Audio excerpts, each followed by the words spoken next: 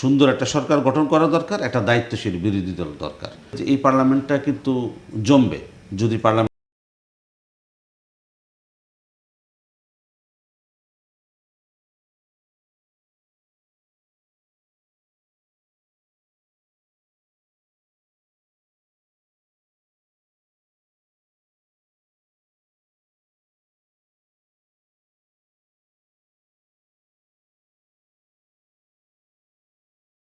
সবাইকে স্বাগত জানাচ্ছি সিটিজেন জার্নাল 24-এ। আপনাদের সাথে আছি আমি সাবিকুন নাহারিঙ্কি এবং শুরু করছি vintage landmark presence democracy and development. আজ আমরা কথা বলবো ত্রয়োদশ জাতীয় সংসদ নির্বাচনের বেসরকারি ফলাফল নিয়ে এবং আজ আমার সঙ্গে আলোচনায় অংশ নিতে যুক্ত হয়েছেন রাজনৈতিক বিশ্লেষক ডক্টর শাহান শাহ শাহীন। ডক্টর শাহীন, আপনাকে স্বাগতম জানাই স্টুডিওতে। কেমন আছেন? ধন্যবাদ আপনাকে। আচ্ছা, ইতোমধ্যে বেসরকারিভাবে মোট 299 আসনের 212টিতেই বিএনপি জোট বিজয়ী হয়েছে। অন্যদিকে 11 দলীয় ঐক্য জোট পেয়েছে 77টি আসন, স্বতন্ত্র ও অন্যান্য 8টিতে জয় পেয়েছে, ফল স্থগিত রয়েছে 2টির। স্যার, আপনার কাছে আমার প্রথম প্রশ্ন হচ্ছে, বিএনপির এই বিশাল বিজয় কি সংগঠনের শক্তি নাকি বিরোধীদের ভোট একীভূত হওয়ার গল্প?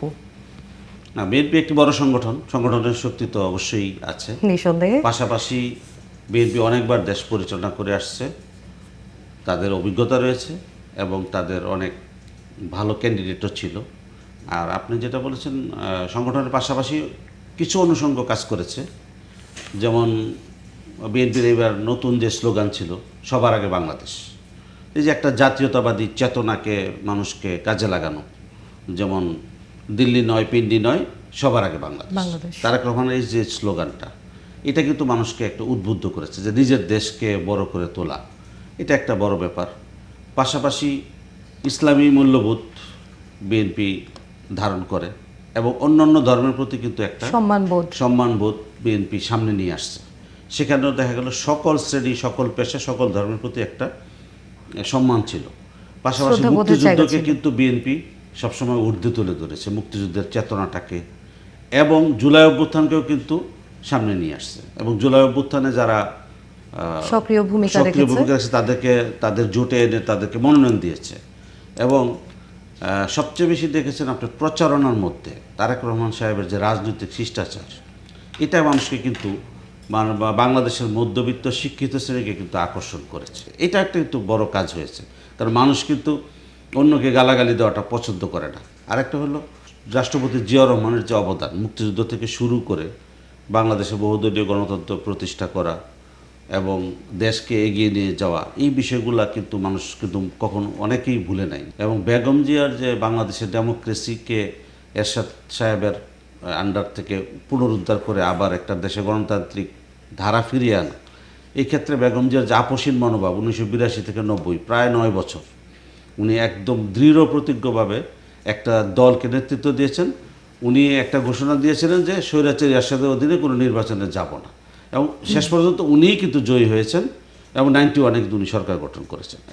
এবং তার অনেক কল্যাণমূলক কাজ আছে, পার্লামেন্টারি ডেমোক্রেসি করেছেন, তত্ত্বাবধায়ক সরকার দিয়েছেন, এই বিষয়গুলো কিন্তু সামনে আসছে। আপনার কাছে আমার পরবর্তী প্রশ্ন হচ্ছে যে, এই জয় কি টেকসই নাকি এটি ক্ষণস্থায়ী স্বৈরাচার বিরোধী মনোভাবের প্রতিফলন? না, এটা আমি মনে করি এটা যদি বিএনপি এখন যে অবস্থানে আছে, তাদের যে মনোভাব, এটা যদি তারা ধরে রাখতে পারে, তো তারা যদি সুন্দরভাবে একটা সরকার গঠন করতে পারে, তাদের যেই ঘোষিত যে ইশতেহার সেটা অনুযায়ী যদি তারা কাজ শুরু করতে পারে, মানুষ কিন্তু এটা আমার মনে হয় যে সরকারকে ইতিবাচকভাবে গ্রহণ করবে এবং আস্থা রাখবে, এটা দীর্ঘস্থায়ী হওয়ার সুযোগ আছে। আচ্ছা, দীর্ঘদিন ক্ষমতার বাইরে থেকেও বিএনপি কিভাবে মাঠে প্রভাব ধরে রাখলো? এখানে তারেক রহমানের নেতৃত্বের একটা প্রশংসা না করে পারা যায় না। আসলে তার একটা ক্যারিসমেটিক লিডারশিপ আছে, কারণ উনি যখন তরুণ ছিলেন, আজ থেকে ধরেন 2 দশক আগে, উনি তৃণমূল প্রতিনিধি সম্মেলন নামে বিএনপিকে সারা বাংলাদেশের 64 জেলায় উনি সফর করেছেন। পরবর্তীতে উনি যখন লন্ডনে নির্বাসিত, উনি আমরা তো প্রায় 1 দশক যাবৎ উনি কিন্তু অনলাইনে অ্যাক্টিভ ছিলেন। প্রায় 10টা বছর কিন্তু উনি একটা চেয়ারে, একটা টেবিলে বসে কিন্তু 24 ঘন্টার মধ্যে, আমার ধারণা যতটুকু আমরা অবজার্ভ করেছি, যে উনি 18 ঘন্টাই পার্টির কাজ করতেন, আন্দোলন সংগ্রাম সব কিছুতে উনি কিন্তু নেতাকর্মীদের টাচে ছিলেন। এবং 64 জেলা, প্রায় সব উপজেলা ইভেন কোনো কোনো সময় উনি ইউনিয়ন লেভেলেও কথা বলেছেন। তো এতে করে কি হয়েছে যে সংগঠনটা সবসময় একটা টাচে ছিল লিডারশিপের, যেহেতু বেগম জিয়া কারান্তরীণ ছিলেন, ইভেন বিএনপির মহাসচিব প্রায় 3-4 বছর জেল খেটেছেন, নেতৃত্ব প্রায় অনেকটা শূন্য অবস্থায় কিন্তু বিএনপি এতদিন, অনেক সময় কালেকটিভ লিডারশিপ, অনেক সময় দেখা গেল সবাই জেলে। খালেদা জিয়ার যে দেশপ্রেম এবং তার যে একটা মামলায়, মিথ্যা মামলায় সাজা হয়ে উনি আইন মেনে উনি নিজে কারাগারে গিয়েছেন স্বেচ্ছায়, এই বিষয়গুলো কিন্তু সংগঠনকে ধরে রাখতে এবং খালেদা জিয়ার ইমেজটার সংগঠন কাজে লাগাতে পারছে আমার বিশ্বাস। বিএনপির সামনে এখন সবচেয়ে বড় চ্যালেঞ্জ কি, প্রতিশ্রুতি বাস্তবায়ন নাকি স্থিতিশীলতা রক্ষা? দুইটাই করতে হবে। এর আগের অনুষ্ঠানে আমাদের একজন রাষ্ট্রবিজ্ঞানীকে আমি দেখছি আপনাদের চ্যানেলে বলেছেন যে পরবর্তী 2 বছর সরকারের জন্য একটা চ্যালেঞ্জ থাকবে। এটা আসলে আমিও ফিল করি। কীরকম যে প্রথমত দেশের অর্থনীতিকে সচল রাখা এবং এটাকে পুনরুদ্ধার করা এবং আমদানি রপ্তানি সবগুলো ঠিক করা, রাজনৈতিক স্থিতিশীলতা রাখতে হবে, পররাষ্ট্রনীতিটাকে আগের জায়গায় নিতে হবে, যেখানে পজিটিভলি যেটা জিয়া রহমান মিন করতেন বা বেগম জিয়া মিন করতেন।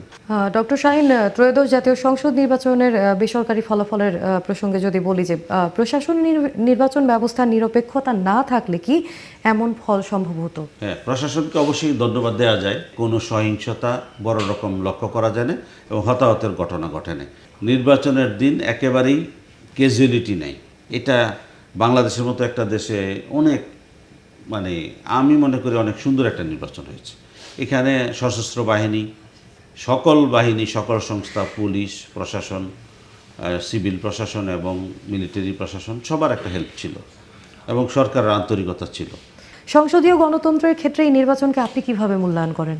হ্যাঁ, এটা আরও সুন্দর একটা প্রশ্ন যে পার্লামেন্টারি ডেমোক্রেসির যে বিউটি, এটা কিন্তু এখানে আছে। যেমন বিএনপি একটা বড় দল, বিভিন্ন পেশার লোকদেরকে ওনারা মনোনয়ন দিয়েছে, নারীদেরকে দিয়ে, যেমন 7 জন মূল নেতৃত্বের পাশাপাশি 7 জন নারী আসছেন পার্লামেন্টে সরাসরি নির্বাচনে। তারপরে এখানে ডাক্তার আছেন, ইঞ্জিনিয়ার আছেন, আইনজীবী আছেন, ব্যবসায়ী আছেন, শীর্ষস্থানীয় ব্যবসায়ীরাও আছেন এবং বিভিন্ন দলের বিএনপি জোটে যেমন তাদের জোটেও 7-8 জন ভালো যারা বিরোধী রাজনীতিতে ছিলেন তারা আসছেন।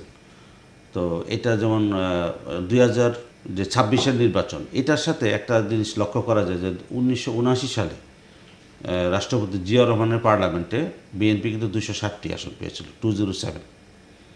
তো ওইখানে দেখা গেছে যে ওই পার্লামেন্টও অনেকটা কালারফুল একটা পার্লামেন্ট ছিল। তো এটা আমি মনে করি যে এই পার্লামেন্টটা কিন্তু জমবে, যদি পার্লামেন্টারি ডেমোক্রেসি প্র্যাকটিস করা যায় তো এটা একটা ভালো পার্লামেন্ট হবে।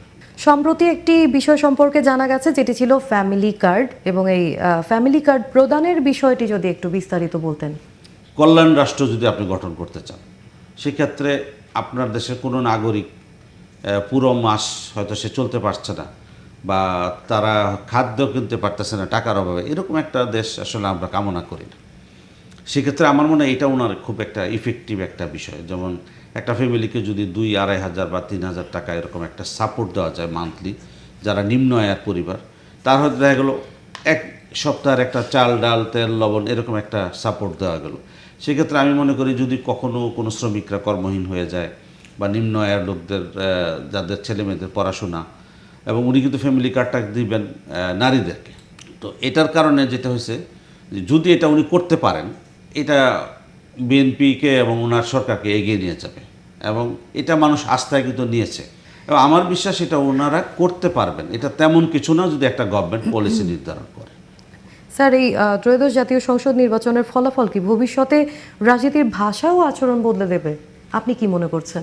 হ্যাঁ, এটা আমরা দেখতে পেয়েছি, যেহেতু যারা বিজয়ী দল তারা যখন নির্বাচনী প্রচারণায় ছিলেন, ওনারা কিন্তু একটা জিনিস চেষ্টা করেছেন যে অন্যদেরকে আক্রমণ না করতে, বিশেষ করে তারেক রহমান সাহেব ব্যক্তিগতভাবে বিএনপির চেয়ারম্যান।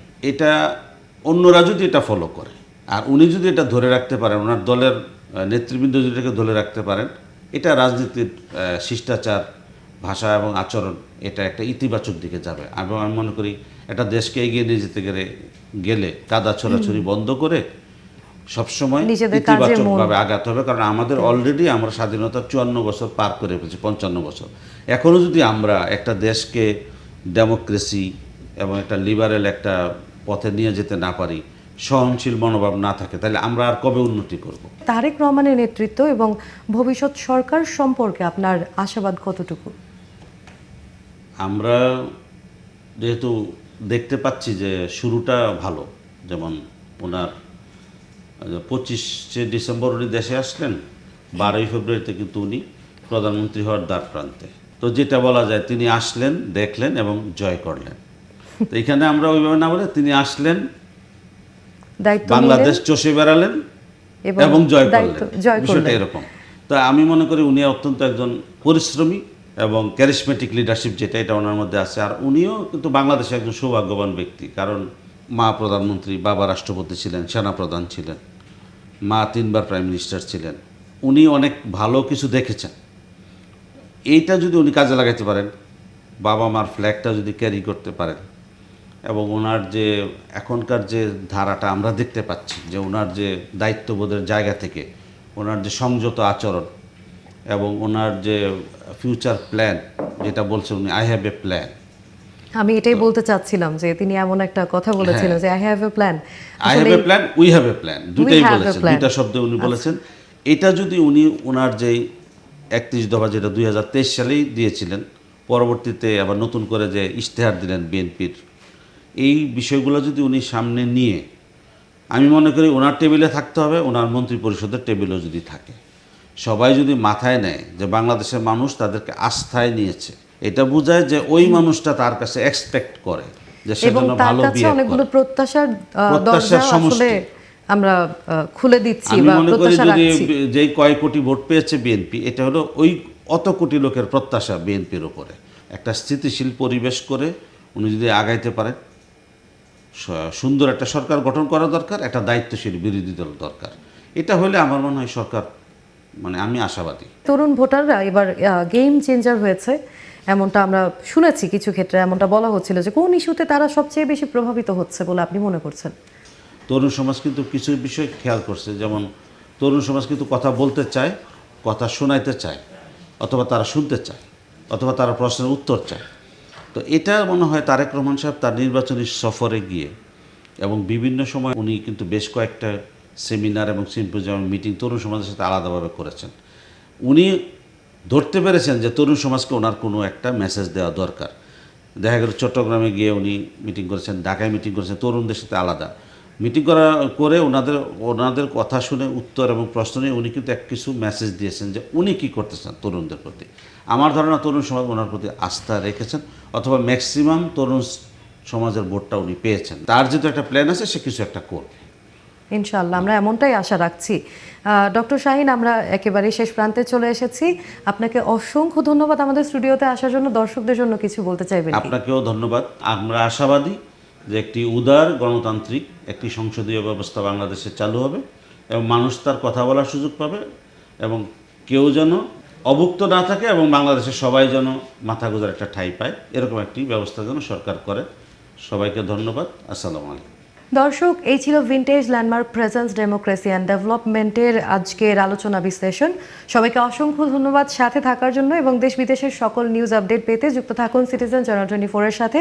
দেখা হচ্ছে পরবর্তী পর্বে। সবাই ভালো থাকুন, সুস্থ থাকুন, সুন্দর থাকুন এবং সবসময় সত্যের সঙ্গেই থাকুন।